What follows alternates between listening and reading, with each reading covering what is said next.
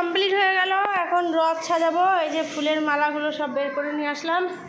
তো চলো রথটাকে সাজিয়ে ফেলি তাড়াতাড়ি করে। এখানে জগন্নাথ বসবে।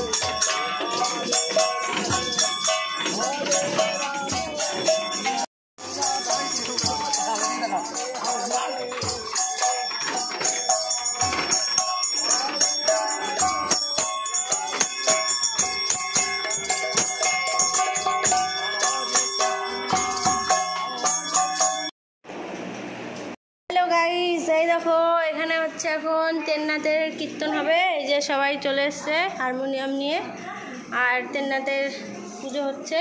আর এদিকে দেখো দুষ্টাগুলো বসে আছে, বুঝেছো?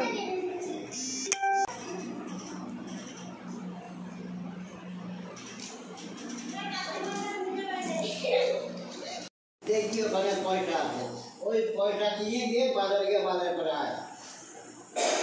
তখন এরকম ওই বৃন্দাসভা ঝাড় আছে, তখন বৃন্দাসভা ঝাড়ে টান দিয়ে যখন দিয়েছে জয় চিন্তা করবে, তাদের কিন্তু প্রচুর পয়সা করি।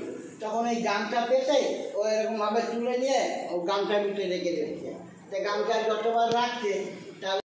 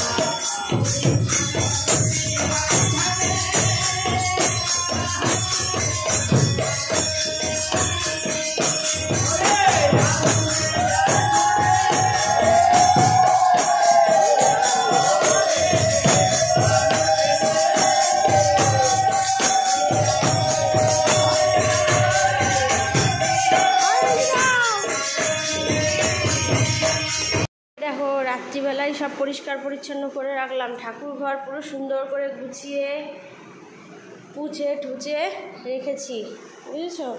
আর এখানে যে তিননাথের মেলাটা হয়েছিল কীর্তনটা, তো এখানেও সব মুছেছি। এই বারান্দাটা আমার বর মুছে দিল, শুধু এই বারান্দাটা, বুঝেছো? এখানে মোছার এটা, আর রান্নাঘরটাও মুছে দিয়েছি। আর আমি সব বাসনগুলো মাজলাম। আমি ঠাকুর ঘরটা করলাম, ফটোগুলো গুছিয়ে সব মুছে টুছে ধুয়ে রাখলাম, বাসনগুলোও ধুয়ে রাখলাম, বুঝেছো? আর পাখা চলছে, ওই জন্য আওয়াজ সব বন্ধ করে দিলাম।